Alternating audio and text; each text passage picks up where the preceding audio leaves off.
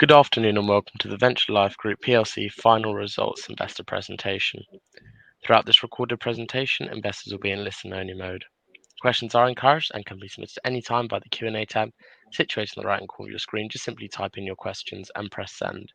The company may not be in a position to answer every question it receives during the meeting itself. However, the company will review all questions submitted today and publish responses where it is appropriate to do so. Before we begin, I'd like to submit the following poll. And I'd now like to hand you over to Jerry Randall, CEO. Good afternoon to you, sir. Good afternoon. Thank you. Welcome everyone to the presentation. I'm very pleased that you're here to listen to us. You've got myself, Jerry Randall, co-founder and CEO of Venture Life, joined by Sharon Collins, co-founder of Venture Life and Chief Commercial Officer, and also Danny Wells, who is our Chief Financial Officer. So without further ado, we'll go into the presentation. So we're presenting our full year results for the year ended 31st December 2021. Starting with the highlights, obviously 2021 for us as well as many people, we had the issues of COVID and supply chain, and as we go through the presentation we'll address how we've managed those, particularly the supply chain issues, which are obviously quite severe at the moment, and how we've dealt with those and how we manage those. For the year to December 21, we reported revenues of just under 33 million. Adjusted Ebitda 6.6 million, so an increase of 8 and 9% on each of those respectively. We've shown here also on the slide our pro forma revenues for 21. We made 2 acquisitions during the course of the year, BBI Healthcare and then some assets from Helsinn, a Swiss company. If we included those as if they'd been with us for the whole year, that's where the 37.8 million revenue comes from, but it gives you a view of our run rate as we exit the year and the size and the quantum of the business. We had good momentum in the second half of the year after the acquisitions, and in particular you can see their Q4 revenue was significantly up on Q3. A little bit of that came from the fact that in the second half of last year there were significant logistics issues, being able to book lorries, being able to make shipments, and we made sure we booked all of those well in advance, but it did mean that even some of the production in Q3 was invoiced in Q4. Nevertheless, underlying revenues Q4 were up, and the second half of the year on a like-for-like basis, so if you think a pro forma type basis, was up over 40%. Order book at the end of the year and even now significantly ahead of last year. That isn't all down to growth. It incorporates the expected growth that we have for 2022, but also we're getting customers to order further out and more in advance so that we have greater visibility, but also so we can manage those supply chain issues, which again we'll give more detail on as we go through.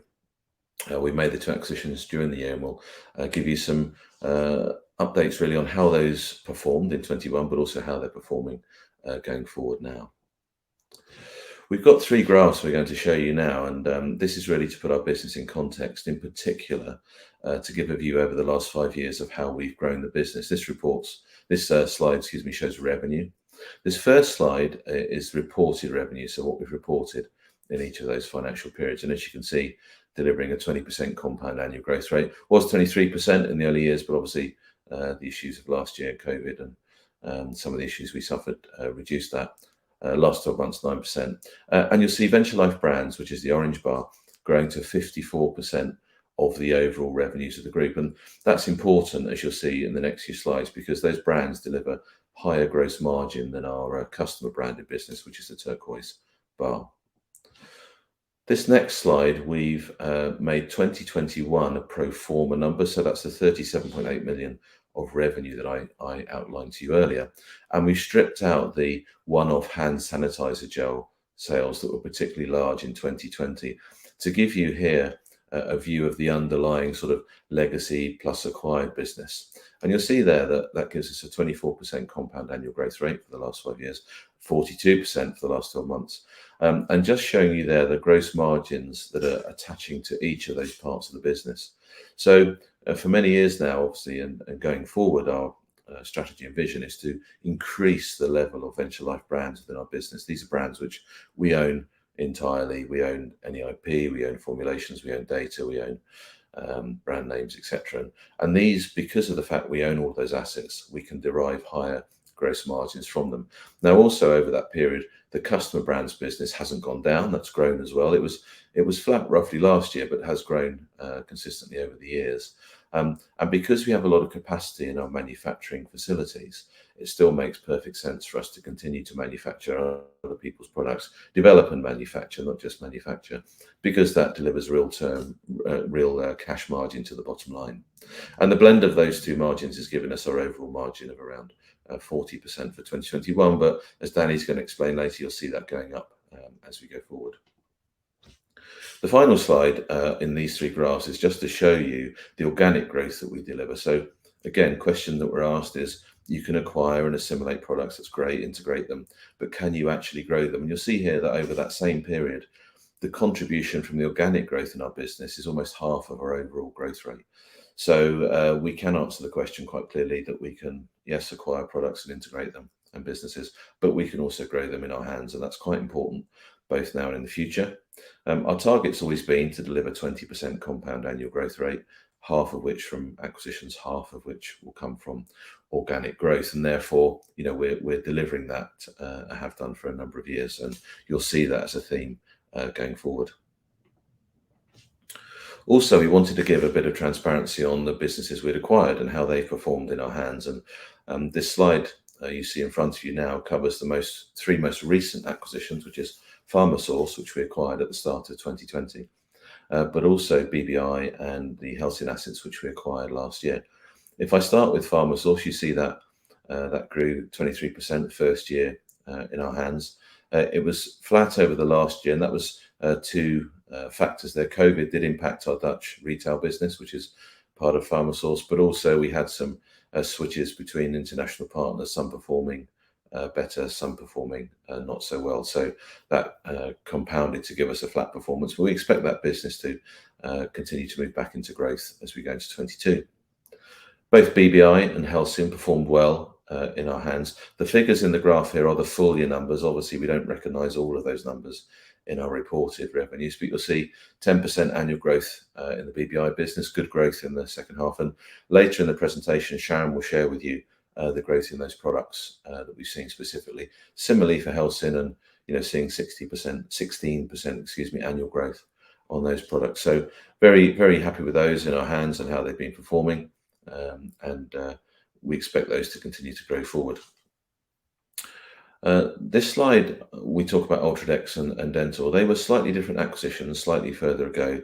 Ultradex in 2016, Dental in 2018. These were both declining assets in contrast to the three you saw before, which were growing businesses when we acquired them. So the pricing's different. We paid a very low price for these. And so what you have to do is stop the decline in these products, stabilize them, and then begin growth. And we'd always had the vision with these products that the majority of the future growth was going to be on the internationalization, because neither product was particularly internationalized when we acquired it. So in the graphs you see here, the orange bars are sales into the UK, and the grey component of the bars are international sales. So if I start with Ultradex, when we bought that, we saw a slight dip in the UK in the first year, some delistings of dissatisfied retail customers that were effectively happening when we acquired the brand. And you see that's happened, that impacted in 2017, but we started to internationalize the brand. And so overall revenues were growing. We saw in 2020 some revenues internationally out to China, but of course, as I'm sure you're all aware, we had some difficulties with our partner in China. That's now changed. Again, Sharon will talk about that later in the presentation. So we also suffered a little bit in 21 with Ultradex. It's an event-driven product because it's for halitosis, fresh breath, and similarly in 2020 and 21, if you're not going out as much because you're locked down, you're not going to work, you're not going on dates, you're not seeing people and socializing, then that fresh breath sort of need is not so necessary. But we're beginning to see that the sales of that grow again and improve, as you'll see going forward. Similarly, once our China partner, the new partner, comes online, then we expect to see some revenues there grow. Dental was a slightly different story. We had bigger international sales once we'd acquired it in China, so that's in 2018 and 2020. And we stabilized and grew the UK business. Again, we'd expect the Chinese sales to improve once our new customer starts to sell the products, which we hope will happen soon once Shanghai, etc., unlocks. So both of these brands, what we achieved with them was to stabilise the UK business and to launch the international business, and both of these will see growth overall in the coming years. Probably low single digits in the UK, but stronger growth internationally. A little refresh of our coverage in terms of where our operations are. Since last year, we've added the Swedish operation, which is a manufacturing facility that came with the BBI acquisition. Our employees up to 145, and a large part of that came through the BBI acquisition, where we took on the team there, but also natural growth. You'll see our number of partners have grown significantly, and the majority of those came in through the acquisitions. Some of them are through organic growth, but they brought quite a long tail of small partners in, and you'll expect to see over the next couple of years, we're going to thin down that tail.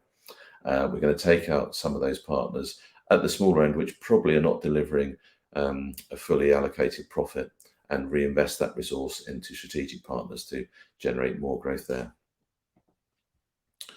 So now we sit with a portfolio of brands in 6 areas. The oral care, dermatology and foot care were present in our business before 2021, but the acquisitions during 2021 have brought in the women's health, the diabetes management and the oncology support. And these are the areas where we're going to be focusing our efforts in the short to medium term, because these, we believe, will deliver much more growth opportunities and growth in revenues than the others. We've mentioned oral care already. I didn't mention in that previous slide, but the oral care mouthwash market has been declining over recent years. So, and you'll see later in the presentation, we've actually improved our market positions for those products despite that decline. But for us, these will go into a bit more of a maintenance mode in the UK. We'll focus on international. And the dermatology and foot care products similarly still continue to grow internationally, but at home they'll be in a maintenance mode now. We're going to be diverting the majority of our A&P into the women's health and diabetes products, as well as increasing the level of A&P, because we see significant growth potential in these areas, because we have a number of spaces in those portfolios, but also because they're a growth area. We've seen the Balance Active brand growing very well in the UK in 2021 and is continuing to grow well in 2022, and similarly Lift, which is for hyperglycemia, which again we acquired as part of BBI. The oncology support products that we acquired from Helsinn, there's good growth potential for those, but we don't sell any of those directly ourselves because they're sold mainly into hospitals and palliative care specialists. But there's some big white spaces in those portfolios in terms of countries, and we expect to see good growth coming out of those as we go forward. Now, we've talked often about our operational leverage and manufacturing scalability. We represent that on this slide for the group. So the orange parts of the bar reflect our Swedish site, Nesta, which makes the Balance Active gel, and the turquoise bars represent our Italian facility, which makes the majority of the rest of our products. And the first bar, you'll see we made 25 million units in Italy last year and 2 million in Sweden. And a unit can be a product or a box of 7 tubes, however it's packaged. And the next 3 slides talk to the capacity that we have. So you'll see the Swedish site is operating only at 20% capacity. We can produce 10 million units at that location, so we've got a lot of capacity to go there. And the Italian facility can produce 55 million units, and that was through the investment we made in 2020. So a lot of capacity there, and that's going to be absorbed through organic growth and we think further M&A opportunities. But we will always keep a bow wave ahead of us of capacity, because we don't want to limit our opportunity in new ventures, new products, new markets, new customers by not having the capacity ahead of us. So as you see that capacity utilization increase, that will have a positive impact on our gross margins.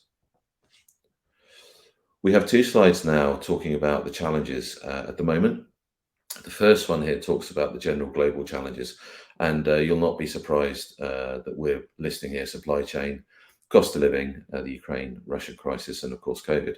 So all of these factors have predominantly impacted at the moment supply chain, and we saw in 2021 that impacted cost in particular, as the rising cost of energy, the fallout from businesses suffering under COVID meant supply prices went up, and we've gone through a period of passing on those price increases to customers.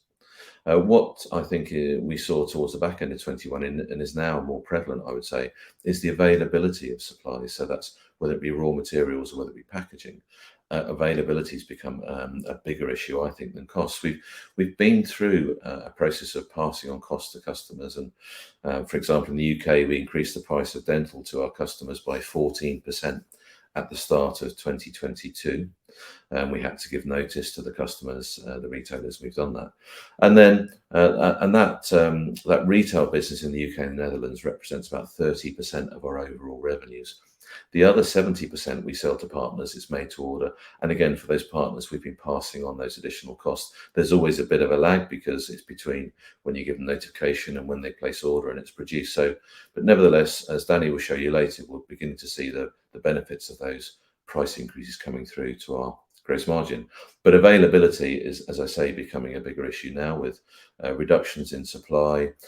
For example, components and items that come from Russia or Ukraine, we've had to alternative source those. But you're also seeing other people coming into the market for raw materials who perhaps weren't in our sector before, and that's putting more pressure on a reducing supply. So a lot of double sourcing is going on. We're asking also customers to order a lot further out. That's 70% of the business with partners that's made to order. We're getting them to push their ordering further and further out. Now, that's not pulling revenue forward in our business, but it's given us greater visibility. So typically we ask them to order 3 months in advance, but now we're asking them to order 6 or 7 months in advance. And that means we can then ensure we secure the supply of the raw materials and the packaging, which again is taking longer. I'll give you another example.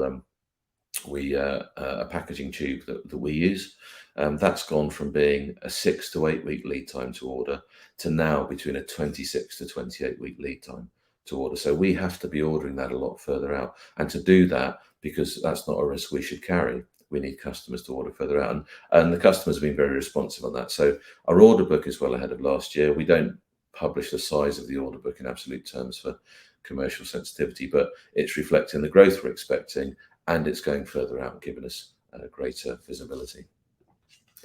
The other challenge that's in our space at the moment is relating to medical devices.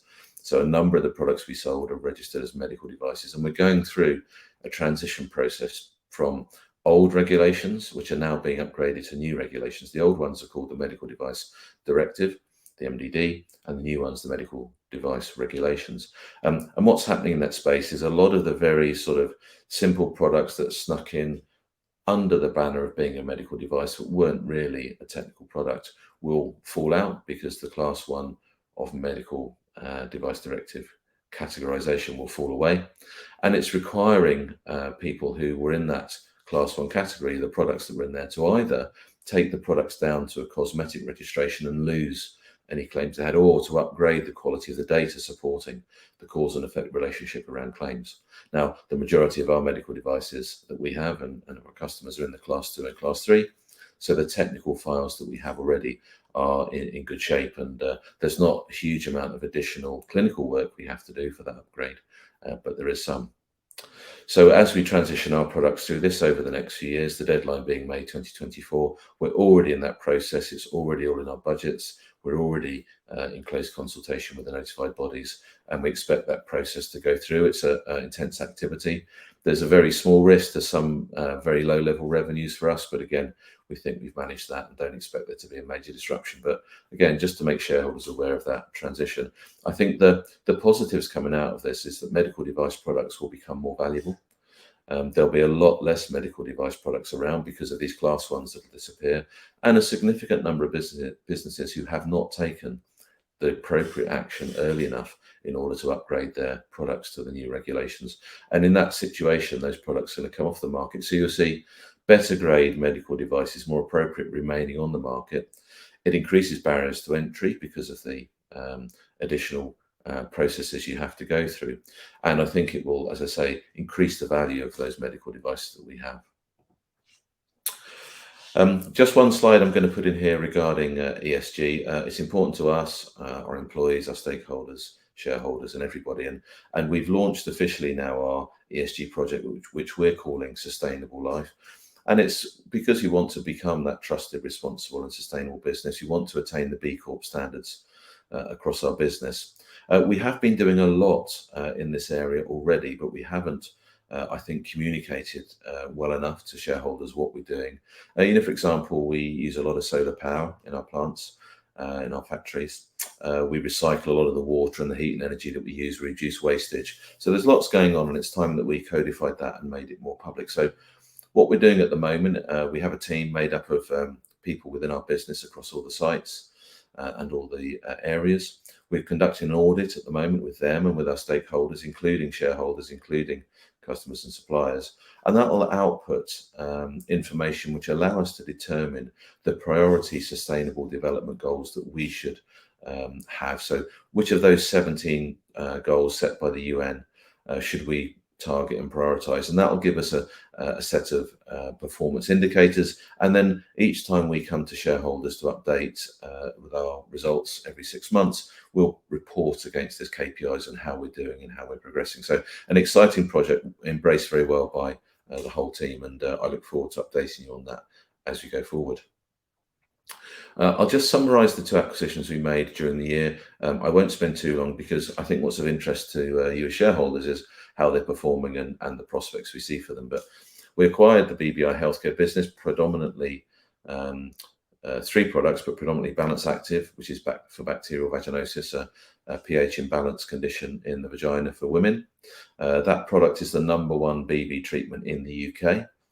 And also we acquired the Lift hypoglycemia brand. This is a measured dose glucose product, which is suitable for diabetics who want to manage their glucose intake or deal with hypoglycemia. Also, it is used in the sports setting as well for glucose supplementation. We also have a further product in the area called Glucogel, which is a recommended product by doctors for people with severe hypoglycemia, and that's a very steady product. For Helsinn, we acquired some oncology support products. These are products that treat the side effects of oncology treatments, and obviously, I'm sure as many of you know, these are quite severe. Gelclair is for severe inflammation of the mouth that comes around when there's head and neck chemotherapy or radiotherapy. That product's been on the market 20 years, sold in many countries, but some good white space opportunities for that. We actually made this product already in our factory as a customer brand, and so now we've acquired that increment in margin by owning the asset. And Pomi-T, which is for the reduction of levels of PSA in men who have prostate cancer or pre-prostate cancer. And these are very strong anti-inflammatories. It includes broccoli, it includes pomegranate, it includes turmeric, but really good clinical study on this and showing the positive impacts for patients with prostate cancer and reducing the levels of PSA and therefore the danger of progression of that disease. BBI came with a portfolio of growing revenues, and you'll see here that prior to our acquiring it was growing at 5%, and then the company boosted the way they dealt the products and what they did with the portfolio, and saw 10% growth in recent years. And those products are growing very well going forward. And as I say, Sharon and Danny will tell you a bit more about those going forward. Helsinn, we acquired these assets at a time when oncology treatments were falling because of COVID, and so sales of those were falling. There were some other factors within there that contributed towards the sales fall, like the loss of a US partner because of it went into Chapter 11. So, but as you can see in 2021, already starting to rebound, and we see significant growth potential in these products. So I'm finished now. I'm going to hand over to Danny. He's going to tell you a bit more about the financial highlights, and then Sharon will talk a bit more about the commercial opportunities we have. Thanks, Jerry. So we're on slide 20 now. I'm just going to talk you through the key headlines from last year. Revenue growth 9% to 32.8 million, and 2 key factors at play last year. We had the non-repeat of hand sanitizer gel and the underperformance of the China partner, which saw revenues go back 5.5 million on those parts of the business. But offsetting that and putting the business into an overall growth of 2.7 million was the impact of the new acquisitions, and they contributed 8.5 million of revenue last year in total. That was 7 months of the BBI healthcare acquisition and 4 months of the Helsinn business. So 32.8 million top line last year. On a full year basis, if those revenues had been in, if those acquisitions had been in the place all year, that would have added another 5 million of revenue. So we would have been on a pro forma basis, 37.8 coming out of last year. Gross margin percentage actually went backwards last year to 39.6% from 42.7% the year before.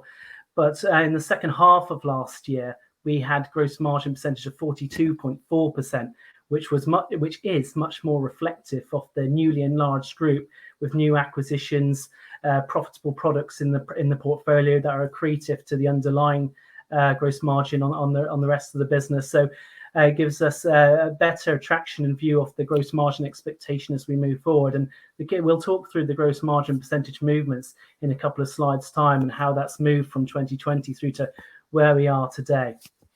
Adjusted Ebitda was up 8% to 6.6 million. The new acquisitions again played a good impact into that, especially in the second half of the year. We had 4.7 million of Ebitda in the second half.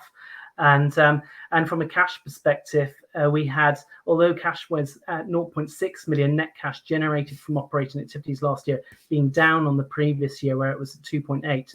What's important to be aware of here is the end of last year, we had very strong Q4 customer billing the end of the year, and that saw a temporary adverse working capital flux as our debtors went up significantly, and we've since collected that cash since year end. So if I just draw your eyes to the bottom of the slide here on the net cash bullet, our net debt at the end of last year was 3.2 million.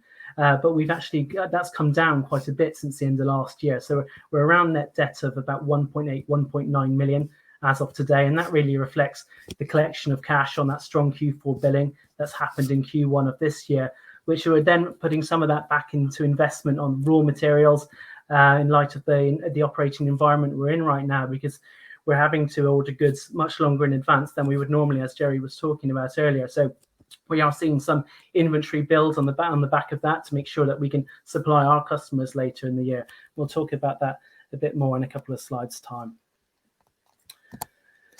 Slide 21 now. What we've got here is just a visual, some graphics around how the mix of the Venture Life revenue portfolio has changed over the last couple of years. And there's the green bars representing the customer brands. That refers to CDMO revenues, customers served out of our site in Italy at Biocosmos. And what you can see is that those revenues account for 41% of our business, and they generate a gross margin of around 30.4%. But the VLG brands section of the chart, and I'm talking to the large pie chart at the top, those were 59% of our portfolio at the end of last year. And that's grown significantly from where it was in 2020, where that was 51% to 54% and now to 59%. And this is reflecting the acquisitions that are being made. And when we say VLG brands, this could be our brand on the box, our trademark. It could be our customer's trademark. But it's our IP, it's Venture Life owned IP, and we generate a higher gross margin percentage from this part of the business. Last year, those VLG brands accounted for around 46% gross margin, whereas the customer brands were 30.4%, as I said. So quite a difference between the two. And if you look to the charts on the right-hand side, it just breaks down that 59% into more detail, so you can see what are the key brands within that. And if I just draw your attention to the top two on that list, Balance Active and Lift, which account for quite a significant part of that 59%.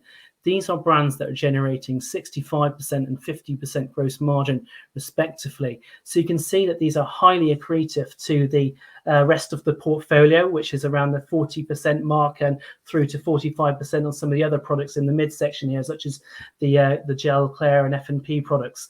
But we're growing the portfolio with more profitable brands accretive to the group, and that gives us confidence in being able to get back those gross margin percentages to where they were at least in 2020 when we had the hand sanitizer gel benefit in as well.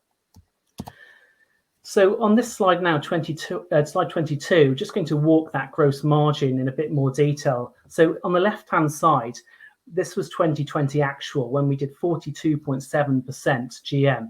Now, in that year, we had the benefit of those one-off hand sanitizer gel sales when we did 3.5 million that year. those have not repeated in 2021. And that has had a significant adverse impact on the overall GM percentage last year, because having that additional throughput in the factory in Italy gave us great operational leverage across our other products, as well as selling a product which generated a high level of gross margin relative to the rest of the portfolio. So that was a significant adverse impact we saw in 2021, and it was compounded really by the supply chain environment in the second half of last year. So you can see that on the left-hand side of the bridge, we've got 1.6% adverse impact from input prices. And what we're talking about there is in the second half of last year, we saw raw material costs increase, packaging costs increase, the cost of sending goods to our customers and booking freight containers shot up significantly. Cost of a container was going on, a freight container was upwards of 25,000 euros in exceptional cases, or 13,000 more normally, significantly more expensive than it has been in previous years. So the business had to suffer these adverse impacts on its P&L. But offsetting that was the more positive and mitigating impact of the new acquisitions that were made. And you can see there the impact of the M&A had a 3% positive impact on gross margin last year. So that was the impact just for the in-year value of those acquisitions. So 7 months of BBI, 4 months of Helsinn. Overall, those acquisitions will push up GM percentage by about 5%. So what we saw in 2021 was that partial year impact of that, which got us back up to 39.6% overall for last year. Although, as I said on the earlier slide, gross margin percentage in the second half was 42.4%. Just moving to the right-hand side, we wanted to outline how we have visibility over getting back to above 42% gross margin. We're not naive to think that those supply chain pressures aren't going to continue. We've seen it continue to be a challenging environment in Q1 of this year, and the cost of gas and energy particularly has risen significantly. Now, what we're doing is we're passing on as much of these cost pressures as we can to our own customers. We started that at the end of last year from our Biocosmos site, and we landed a price increase in the UK on the 1st of January on our dental brand, which was accepted by our customers, as Jerry mentioned earlier. But we're continuing to pass on these price increases throughout this year, ranging between 3 to 6% across the international and CDMO part of our business, that customer brands part of our business. And that 3 or 6% depends on what our customers are buying from us and what pressures we're seeing. So the margin protection strategy on that, the 0.7% and 0.8% in-year mitigation we'll see from passing on those price increases, again, just reflects a lag effect of the fact that we're passing these on gradually over time, and we have some raw materials which were procured at the end of last year, which have unwound out of inventory in the beginning of this year. So it gives us great confidence over our ability to get back to that 42%, as I say. And as you saw on the previous slide, with the portfolio growing in terms of VLG brands, which are significantly accretive to the gross margin, we think that we can push up that gross margin percentage further over the next 2 to 3 years quite comfortably. Slide 23, just briefly, exit run rate. What we just wanted to represent here is that we've talked about reported numbers, revenue 32.8. We've talked about pro forma revenues being 37.8 if those acquisitions have been in place all year. But also we signed a new Chinese partner, Samarkand, at the end of last year, and we've done the first shipment to that customer at the beginning of this year. So what we just wanted to give a visual here on is where we really see the business today in terms of the top line, gross margin percentages increasing, and then lastly on the Ebitda. You can see that we've shown the pro forma number of 7.9 million Ebitda there, but we've not shown a run rate number. And part of the reason of that is that there is some commercially sensitive information in there. But what I want to highlight is that when we acquired BBI Healthcare, we identified 7-figure cost synergies. Now, a large part of those cost synergies were executed at the end of last year through mixture of headcount, outsourced consultants, agencies. And we will see the full year impact of those cost synergies come through in 2022. So we had a partial year impact in Q3 and Q4, which is reflected in the 7.9 million Ebitda you can see on the slide. Moving to slide 24, just an overview of the administrative expenses. It's a big number in the P&L, 10.6 million last year, coming from 9.3 million the year before. And just to talk to what's grown that admin administrative overhead to begin with. We've got the impact of the BBI healthcare cost base that drove up admin by about £1 million last year. And then we had a significant increase in non-cash costs, being amortization and depreciation, which was reflecting those new acquisitions that have been made, recognizing intangibles on our balance sheet. All of those intangibles have finite lives on them, referencing 10 years UEL to 20 years UEL. So we've got the unwind of the amortization and depreciation of those assets. R&D, you can see that was a small saving in the previous year, but we're reinvesting in R&D this year and really driving that with the MDR investment that Jerry was talking about earlier. So just to give a quick look at the pie chart on the right-hand side, you can see that out of that 10.6 million, which is what the pie chart represents, the amortization and depreciation accounts for 3.7 million of that, and that's non-cash cost. So the rest of the overhead base is predominantly being driven up by the investment in the BBI healthcare acquisition. I won't talk through slides 25 and 26. There's a lot of detail on these, and so I'll hand over to Sharon. Thanks, Danny. So on to slide 28. I've got a couple of slides that will talk through the commercial progress seen last year, starting with the ex-BBI brands, and these are Balance Activ, Lift and Glucogel that's already been mentioned. On a pro forma basis, these brands grew by almost 10% to £10.3 million last year, and that growth was driven entirely by the UK market. So just staying with the UK market, we saw some excellent growth here, particularly on Balance Activ and Lift. Balance Activ saw a 33% increase over the prior year to £2.2 million. And that growth was really down to two reasons. First of all, Amazon. We saw excellent growth on the Amazon platform. Last year, Balance Activ is now the #1 bestseller in intimate care on the Amazon platform. And also that growth was driven through better education of BV as a condition, but also greater brand awareness of Balance Activ itself. And on the right-hand side of the chart, you can see that we mentioned what's called a Symptom Checker. This is a tool that we have on our website. It's free to use for any woman. And last year, more than 250,000 women went onto our website and used the Symptom Checker. There's a series of about 6 questions that they're asked, and at the end of that journey, they'll know whether they have BV or thrush or any other condition. And as you can see, a significant number used it last year, and that was up by 29% against the prior year. What I would also say is that BV as a condition is often misdiagnosed, and 66% of women believe that they have thrush when in fact they have BV. So this whole category is much larger, we believe, and it's really now for us in particular to help with the education of the condition and also help with our brand awareness. Lift is the second product to talk through. This is, as Jerry's already mentioned, a product for hypoglycemia, which is low blood sugar levels. And Lift saw a 29% increase against the prior year and took the revenue to £3.1 million. And that was really down to expansion into Boots. We're now in all of the Boots estate, and we also launched in Asda as well. And then finally, Glucogel, as mentioned, this is again a product for hypoglycemia. It's for the more serious cases of hypoglycemia where the caregiver would actually administer this product. It's been in the market for more than 40 years. It's the #1 prescribed product for hypoglycemia here in the UK. And sales are very steady. You can see that we saw a 6% increase last year to £2.1 million, and we expect the same level of growth moving forward. So a very good, very strong performance on these brands here in the UK. If we then turn to the international markets, we've got a number of international players or partners, but by far the biggest is Bayer, and our relationship is very strong with Bayer.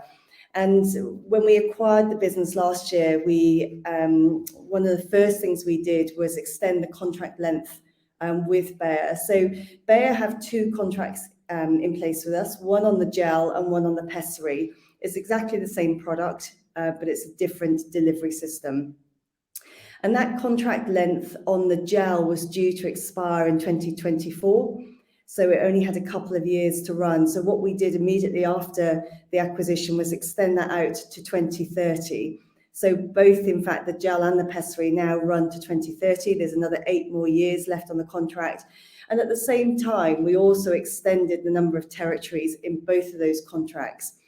The pessary contract that was signed in 2020 only had 13 markets, international markets in that agreement. It now has 51 markets, and also the gel, we increased the number of territories up to 50 as well. And what we will see in terms of the next sort of 1 to 3 years is Bayer rolling out their product into those territories, and so we're going to see further growth from that international expansion. The other point to mention is that over the last couple of years, it's probably taken around 2 to 3 years to get regulatory approval in Brazil through Anvisa, which is the regulatory body there. It's quite an onerous process, but we finally got there, and the registration approval came through last year. And in fact, we'll be gearing up to launch with Bayer in July. So goods are already en route, and Bayer will be launching in Brazil. A couple of post-period end highlights, just to say that Balance Active had a very strong performance, as I said, here in the UK on Amazon. And so we've launched Balance Active in Germany on the Amazon platform. It's only just gone live in the last couple of weeks. And also at the same time, we've recruited a new head of e-commerce into the business. She will manage that launch, and in fact, she will manage the whole of the Amazon estate here in the UK across all brands, and also when we go into the US this year. And then the final thing really is on Lift. We signed a long-term distribution agreement with a very good partner in Ireland, a partner called Pamex. They've got very good distribution networks in Ireland, and that relationship has just started, and they'll be launching Lift for us in a couple of weeks' time. So in terms of organic growth opportunities, we're really excited about these brands and what they can bring for us. In terms of opportunities, there's opportunities to expand into the UK market further. So yes, both Balance Active and Lift have got good distribution in the health and beauty stores, so Boots and Superdrug. They're both on Amazon, so they're both online, and they are in some grocers, some retailers. So they're in Asda, Morrison, and Tesco. But there are some notable gaps. So they're not in Sainsbury's, they're not in Waitrose or Ocado, and they're not in any of the value retailers. And when I talk about a value retailer, I mean a B&M Bargain, a Saver, a Wilko, etc. So we feel that there's a lot more expansion into those retailers, and we're having conversations at the moment. I think expansion will also come internationally as well, not only through our existing partners, such as Bayer, as I've already mentioned, but also there's interest in both of these products internationally through new potential partners, so into those markets where we don't have any presence. And then finally, innovation. Growth will be fueled by innovation, and we're already working on innovation, particularly for Balance Active, and we'd expect that to go live at the back end of this year. Just moving on to slide 29, these are our oral care brands. This is Ultradex and Dental, and both of these brands suffered as a result of our Chinese partner last year. If you take China out of the equation, then both brands would have seen modest growth of around 2% combined. So here in the UK, just on dental, we saw the expansion of some dental products into some supermarkets and value retailers. And as Jerry's already mentioned, the brand Dental is now the 4th brand in the mouthwash subcategory here in the UK, behind the big guys, behind Listerine, Corsedil, and Colgate. And that's a huge achievement. We're already ahead of the likes of Aquafresh, Sensodyne, Oral-B, etc. When I look at Ultradex, as we've already mentioned, is a brand for bad breath, for halitosis. And this did suffer particularly during lockdown. As Jerry mentioned, As people were locked down, they weren't out and about, there was less product being used, and as a result, the brand suffered. Last year, it lost 8% in terms of revenue, which was £160,000. Having said that, we did fare better than our competitors, and the chart on the right-hand side helps to tell that story. So our major competitor in this subcategory is a brand called CB12. It's owned by Mylan, which is a huge pharmaceutical company. And over the last 1 to 2 years, we've been taking market share from them. And as you can see, in January of this year, we're now the market leader with 53% market share. And what I would say is that despite the difficult year, both on Ultradex and Dental, the second half of last year was 10% higher than the first half. And that momentum has continued into the first quarter of this year. So we do think that there'll be very modest growth on both of these brands this year, particularly here in the UK. And I'll come on to talk about China. So one of the post-period end highlights for us was to appoint a new Chinese partner, which we announced January the 6th, and that was Samarkand Global Group. They're a UK-based company. They're based here in the UK, publicly listed, and they have infrastructure not only here, but also in China, and they're based out of Shanghai. There's 145 people within the group, half of which sit in China. And as Danny said, that the first shipment was picked up in January and made its way across to Shanghai, and it sat in the Shanghai port for sort of 6 to 7 weeks, because as you know, everything is locked down there, and it's still locked down. In terms of where we are now, the goods have actually reached shore. They do have to clear customs, which is a formality.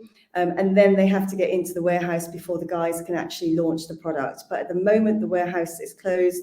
Their offices are also closed. They do have some optimism that things will start to normalise in Shanghai and in other parts of China in the next couple of weeks. And as and when that happens, we will then, the guys will then launch both products, but with particular focus on dental. So we are a couple of weeks delayed, and that's simply because of the lockdown in China. You know, I think Samarkand is a great business.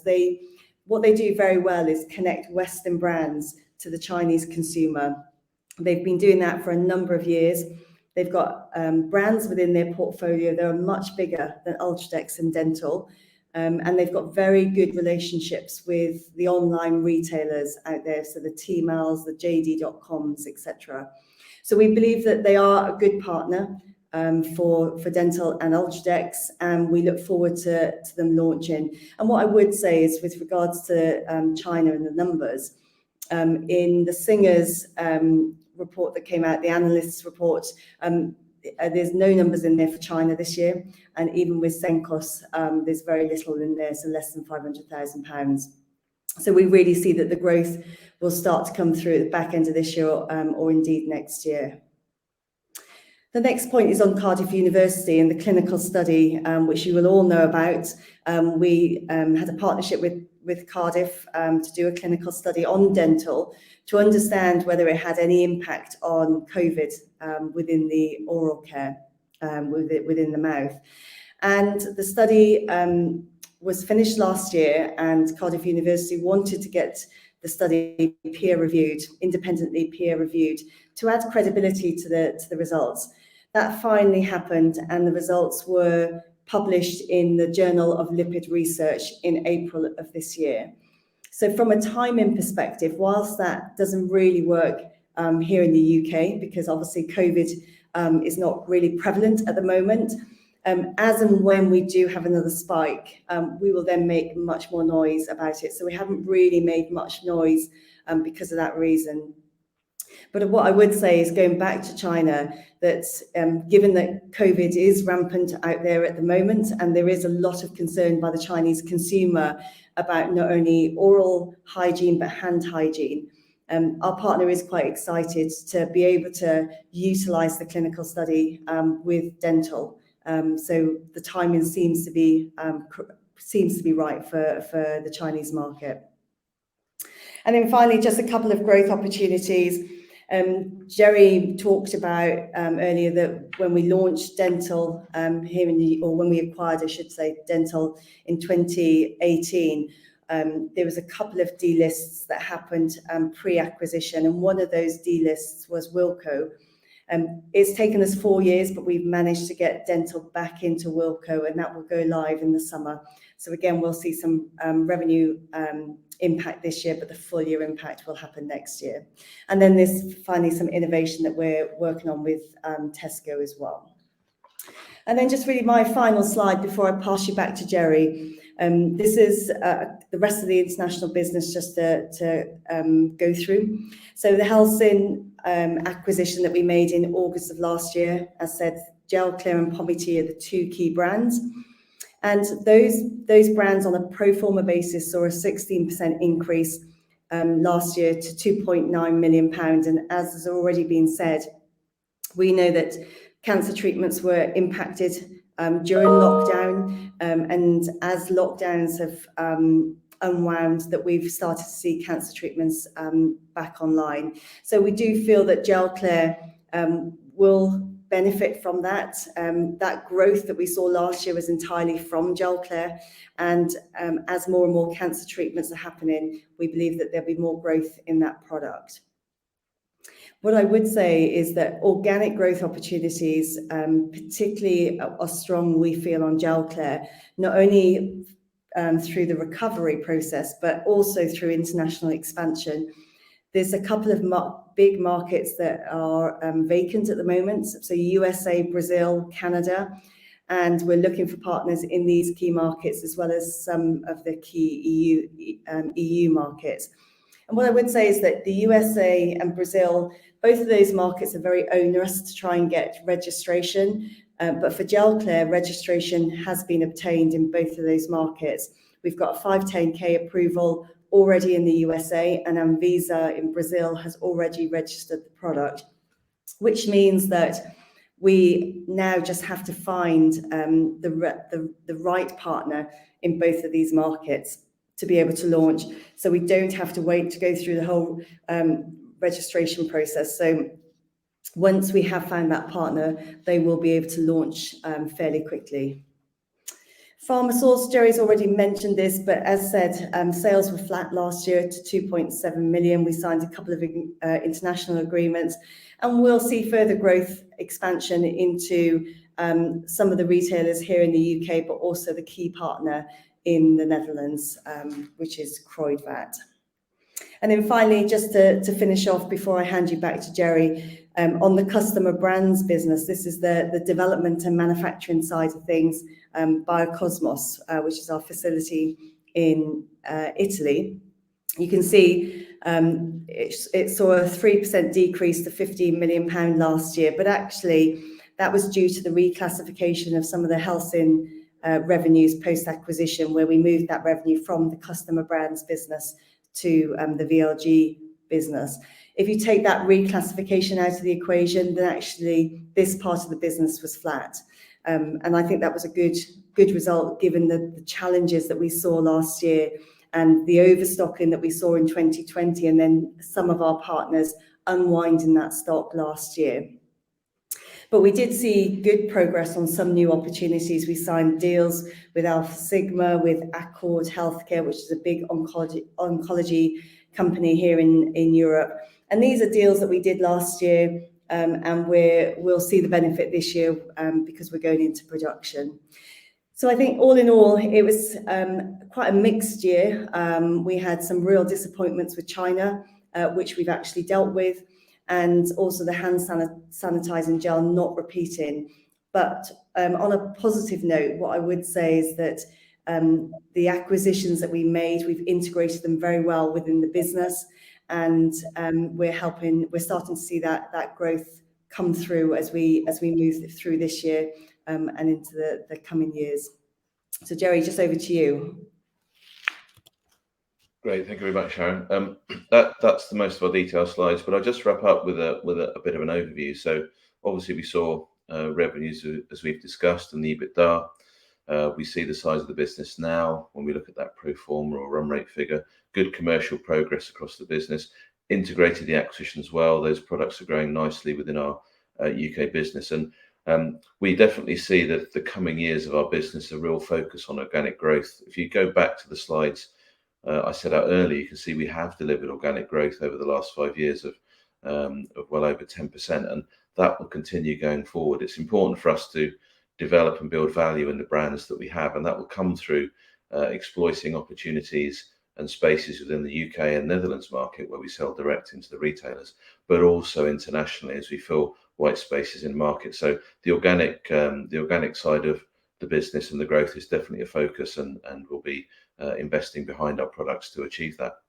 Obviously 2021 we had the supply chain challenges. I think our business has worked very hard to manage those. We've, as I've said, dealt with passing on price increases to customers. We've got customers also to order much further out, so we can see that visibility. A question we get asked regularly is, what's going to happen to consumer demand in the autumn? Probably all of you on this call know just about as much about that answer as I do. But from our perspective, by pushing out all of our customers to order further out, we see that visibility better. We know we've managed to pass on price increases already, so we expect to be able to do that. And I think we're in a good position to manage those challenges as they come through. So as a business, we've got obviously revenues across medical devices and cosmetics and food supplements. I think the medical device changes give a real opportunity for us. I think that medical devices will become more valuable. I think you'll see a lot of medical devices coming out of the space, as I've mentioned earlier, and that will increase the value of people who retain those medical devices. I think weaker, smaller businesses will suffer in these conditions, and stronger, better funded businesses like ourselves will benefit from those, and we see that as a positive going forward. So we're very happy with where the business is trading at the moment, how we've come through 21 now into 22. Good order book, good growing brands, and real opportunities within those brands. So we finished our presentation now. We have been given some questions that were submitted in advance, and I noticed on the screen there's been some submitted through the course of the presentation. So we'll do our best in the time we've got to answer all of those for you. And I think Jerry, if I could just come in now. Thank you very much for your presentation. Ladies and gentlemen, please do continue to submit your questions using the Q&A tab situated in the top right hand corner of your screen. But just while the company take a few moments to review those questions submitted today, I'd like to remind you that a recording of this presentation, along with a copy of the slides and the published Q&A, can be accessed via your investor dashboard. As Jerry said, we've received a number of pre-submitted questions from investors, and I want to start off the Q&A session with these. The first one reads as follows: could demand for your products fall heavily if you have to raise prices? Thank you. I'm going to ask Sharon to cover this question. Yeah, I think the first point is that if we raise prices, and I'm talking here in the UK, particularly with the retailers, it doesn't always translate that they will pass that price increase on. And the example I'd give is with dental. And as been mentioned already during the presentation, we had to initiate a price increase on dental. It went live January 1st. And it went out to all retailers, all of which accepted the price increase. And it was quite a substantial price increase of 14%. And that was really just down to the increase in cost of goods to us. But not all retailers have passed that price increase on. The example I'd give is both Boots and Tesco's have actually maintained their price at £3.50 on dental, despite the price increase. With Asda, they've moved from £3 to £3.50, so they already had a lower price point to start with, and they've come in line with Boots and Tesco. Now, there are other retailers, Sainsbury's and Cardiff, for example, that have passed that price increase on. So it doesn't always translate that if you raise a price, does that mean it's going to affect demand? Because in some cases, the retailers won't pass that price increase on. The second point I'd like to mention is that all of our products really have a need state, meaning that if you suffer from low blood sugar, hypoglycemia, or if you've got bacterial vaginosis, you've got to buy a product to solve that issue, that problem. And so all of our products really fall into that category, whether it's for oral mucositis because you're undergoing chemotherapy or radiotherapy. So I think that, yes, prices will rise, but I would say that, our exposure to sort of fall in demand is probably slightly hedged because of the nature of our products. Thank you very much for that, Sharon. Just turning to the next question. Is the business an inherently high operating margin business? If yes, why? And what operating margin should the group target in the medium term? Danny, I'll ask you to cover this one, please. Yes, of course. So the business uses Ebitda as its key performance indicator. We feel this best reflects the real underlying cash profit of the business as it strips out the non-cash costs of amortization, depreciation, but also those costs which we classify as exceptional. Last year, we had a significant level of exceptional cost related to the acquisitions, advisor fees, professional fees. So when we look at Ebitda, excluding those items, we did just over 20% last year, 2021. That was similar to the previous year, but we expect that number to increase quite significantly towards 25% over the next 2 to 3 years. This is very achievable for us, mainly because we manufacture around 90% of our own products in-house. That's through our sites in both Italy and Sweden. That enables us to achieve higher margins. And of course, the benefit of having that core infrastructure already in place, as well as the operational support teams, the procurement teams, the commercial teams, it means that when we grow our top line revenues, this increases our operational leverage. And you saw earlier in the slide deck that we've got significant excess capacity in our sites in Italy and Sweden. So we're filling that, and the incremental impact of that. If we give an example, if we grow our top line around 10% on a revenue, we would expect that to translate to around 20% growth on the bottom line, because there's very little investment needed below gross margin to fulfill that demand. Thank you very much for that, Daniel. That's great. Just moving on to the next question. Looking at cash generation, will you always see working capital outflows? It's yours, Danny, I'm afraid. Oh yeah, sure, of course. Fair enough. So as a growing business, you would expect to see a working capital outflow. As revenue increases, so will our debtors, so will our inventory levels, roughly in proportion with that revenue growth. As of today, our working capital is around 20 to 22% of revenue.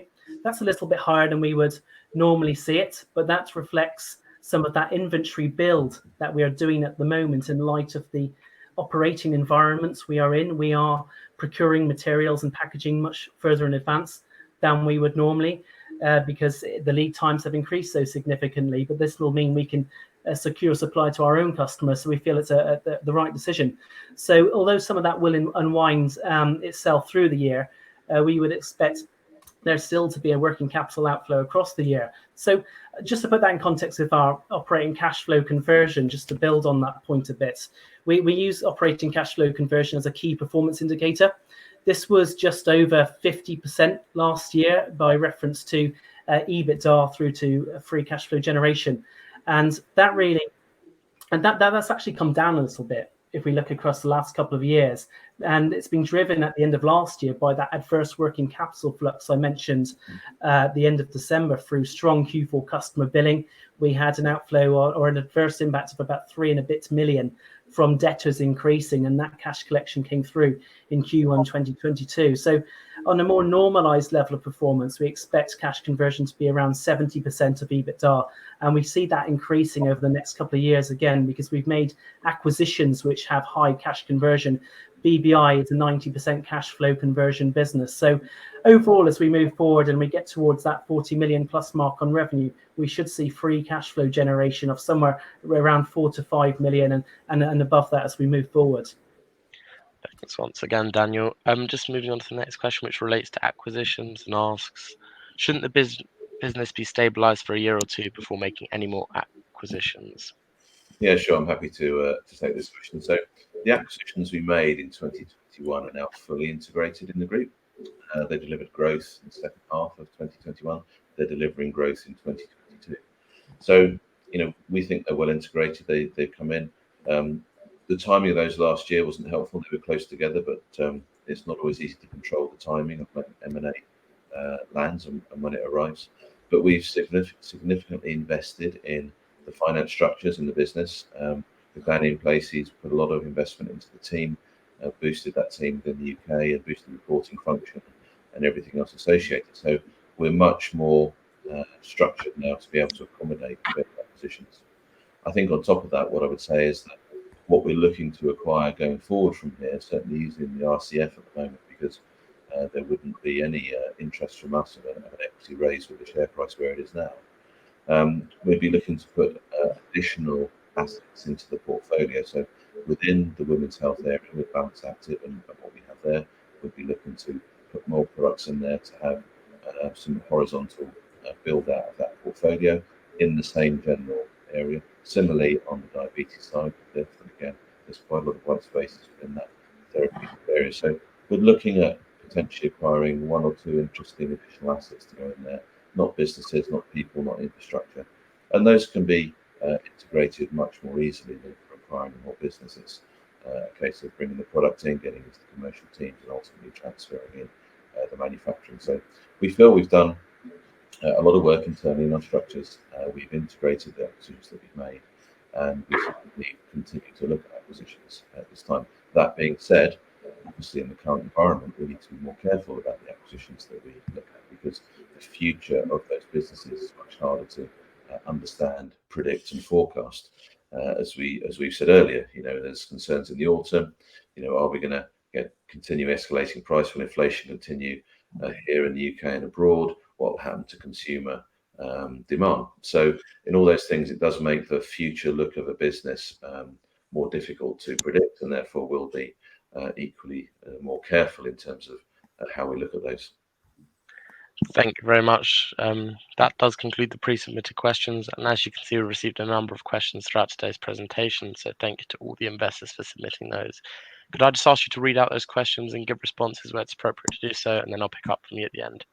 Yes, of course, no problem at all. We have a number of questions. What I'm going to try and do is pick on the ones where I don't think we've already covered the answer, because we've had some questions where we've either in the presentation or subsequent Q&A we've picked up those answers. So I'll just look through the questions and pick up what we can there.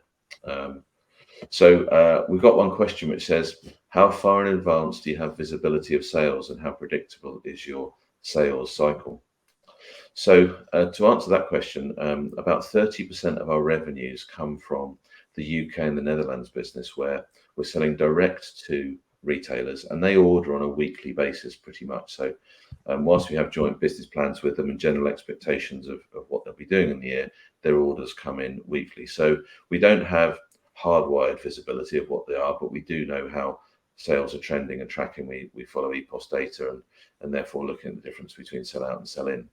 On the other 70% of our business, they are orders placed a lot further in advance, because all that product is made to order, whether it be for a Venture Life brand or whether it be for a customer brand. So typically we had visibility before out maybe 3 to 4 months on that. But because of this new process we've gone through, pushing out further our customers and making them order earlier, we're going much further out now. So typically we go out as far as 6 or 7 months with a number of customers. So we do have greater visibility. As I mentioned earlier, that's not pulling sales forward. That's in line with our growth expectations we have for the business, but we've got greater visibility of that going forward. And I hope that answers that question.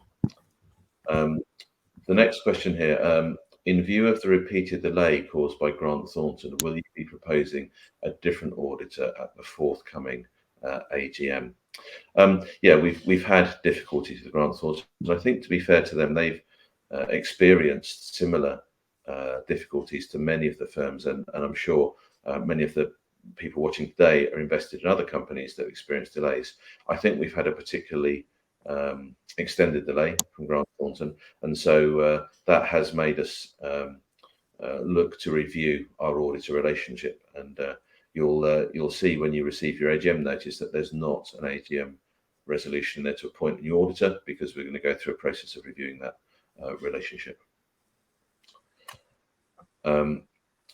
Just going down, I think that's covered most of the questions we have. We do have a question here. It's quite a long question, so I won't read it out in its entirety, but it's someone asking why we don't report quarterly performance, even headlines such as sales and Ebitda, which would give more confidence to shareholders. Of course, I understand if shareholders could have a monthly set of our management accounts, they'd probably get more confidence about our business. But of course, as an AIM company, we're required to report our performance half yearly. That performance is reviewed by the auditors. That includes a process of going through auditor review at the full year, a full audit at the half year, more limited. We do give a trading update in July. We will give a trading update also in December. So we are reporting some level of trading update on a quarterly basis. And I think, that should give shareholders some confidence about where we are. I think we've spoken extensively about our wider order book. We've spoken about the growth in our products that we've acquired. We've spoken about how we're managing the supply chain issues, and of course it's a very difficult time for everybody, but I think we're managing those well. We've got modest forecasts in the market that we're comfortable with. We're tracking where we want to be for the year, and so despite all these difficulties, we're cautiously optimistic about the year. And as I say, nobody really knows what's going to happen to consumer demand when we get to the autumn, consumer confidence, but we think our products are well placed because of their need state positioning. I'm just going to, just looking through the questions. There was a question about how will we attempt to monetize the fact that the dental mouthwash will prevent COVID for an hour. I think Sharon's already answered that, and particularly the Chinese partners keen to use that data, and if there's a spike in COVID again in this country or other European countries, we will cover that. Why do you believe the new Chinese distributor will be any better than the last? What lessons have you learned from the disappointment of the last distribution partner? Sharon's outlined a bit of this, but I'll cover a couple of points. I think the first thing is it's a UK-based business, so to a large extent our credit risk is reduced because we're trading with a UK business. We don't have any of the logistics issues of shipping products to China ourselves. I park that separately from the Shanghai port issue, which I'll come back to, but we ship the product from our warehouse in the UK to their warehouse in the UK, and they deal with the logistics. I think we don't have to deal with any of the people within China. One of the difficulties with the old partner, apart from the issues they had themselves, was the communication. We couldn't get over to China in the last 2 years. We couldn't sit face to face with a partner. Language difficulty is a difficulty in China. There's a low level of English speaking. So I think all of those things are reduced difficulties for us. They have a great system, the Nomad system, which they deploy through e-commerce, and so far the relationship has been very good. Now, obviously, as I mentioned, Shanghai port is a bit of a mess at the moment. Our product has come off the ship that we shipped earlier in the year, and it is in the port. But obviously, once the lockdown gets released in Shanghai, they can pick up that stock and start moving. So it's delayed a little bit, but there's limited numbers built into the market numbers about this year, and we feel very confident about that partner. Another question is, are you likely to acquire another business in the financial year? I think I've answered this. We're looking at assets. Whether we do a transaction this year or into next year will depend on what we identify, whether we can satisfy ourselves about the value accretion that's going to give us, and whether it's the right time to make that acquisition. So I think the simple answer would be potentially yes, but I don't know any more than that. There was another question here. I think we've covered cash generation, being organically focused. Oh yes, there's a question here. Is VLG at risk of a takeover offer from private equity or other buyer with its low valuation, reducing debt and increasing growth prospects? How will management react to such an offer?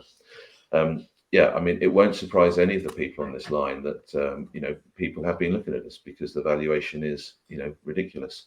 We understand why the valuation's here, because there were some disappointments last year and shareholders want to build confidence back in the share price, compounded by the very difficult market conditions, and we completely understand that. As a management team, we have a significant stake in the business, and therefore we have no interest at all in entertaining an offer that would be anywhere below the value of the business. I mean, we're trading at the moment at less than 1 times revenue and less than 5 times the Ebitda expectations for this year, which for a business in the consumer healthcare space is derisory. As I say, we understand the capital market reasons for that, but the underlying value of the business is very strong, and there's no way we'd entertain a silly offer or reduced offer. Ultimately, it's going to be the decision of the shareholders, but certainly the feedback we have from all of our main shareholders is that we've spoken to, they'd not be interested in entertaining either. There's great growth prospects going forward for this business. It's been a tough couple of years for lots of people. We've invested in a business, in our team, in our staff, in our resource to deal with the issues that came at us last year, and I think we're dealing with them particularly well. So no, the short answer is no, we won't be entertaining any silly offers for the business, and I would hope you take confidence in that reply. I think, unless I'm mistaken, we have answered all of the questions that were in the list. Jerry, yeah, you have. Thank you for that. I think you've actually managed to address all those questions from investors. And of course, the company will review all questions submitted today and will publish those responses on the Investor Meet Company platform. But just before redirecting investors to provide you with their feedback, which I know is particularly important to the company, Jerry, could I just ask you for a few closing comments? Yeah, sure. I mean, first thing, the Investor Meets platform. Thank you for hosting us. I do get retail shareholders who will just pick up the phone or email me, and I welcome that. Any of you want to get in touch directly, call the office, email me. I'm very happy always to answer questions, as all of us, or meet, or update you. So I'd encourage you to do more of that. I think the platform's great because it gives us a chance to hear your questions and your concerns. I think, like every company who you approach or speak to at the moment, it's a difficult time. There's no question about that. It's not just in our space. It's not just in the UK. It's everywhere. So we understand that concern. But I would say the business is generating cash. It's well placed. It's got low levels of debt. It's got great growing products. We've got a diverse platform of products across many territories. Organic growth is the real focus for us in the business, and we're driving that very hard. We've got a new chair who's come into the business. Paul McGreevy joined us recently. Vast experience in international growth and development and innovation around consumer products, and he's already beginning to have an impact on the business and how we work. So we're very positive about the future. We think we're doing a good job in a difficult environment. I think the space is strong. I think you're going to see a move going forward to more and more self-diagnosis and self-treatment. We see in this country massive delays in the NHS, and obviously people getting elective treatments is going back and back and back. So that's exactly the space we're in, the products with strong positions in a need state market. So we feel very positive about the future, and I think we're very resilient and robust in dealing with that. So thank you for your support, shareholders. Thank you for your questions. Any of you come out to Italy or Stockholm, or even, how can I say, beautiful Bracknell, you're always welcome to come and see us. And so thank you for your time, and we hope to see you again soon. Yeah. Jerry, Daniel, Sharon, thank you very much for updating investors today. Could I please ask investors not to close the session, as you'll now be automatically redirected to provide your feedback in order that the management team can better understand your views and expectations. This will only take a few moments to complete, and I'm sure will be greatly valued by the company. On behalf of the management team of Venture Life Group PLC, we'd like to thank you for attending today's presentation, and good afternoon to you all. Thank you.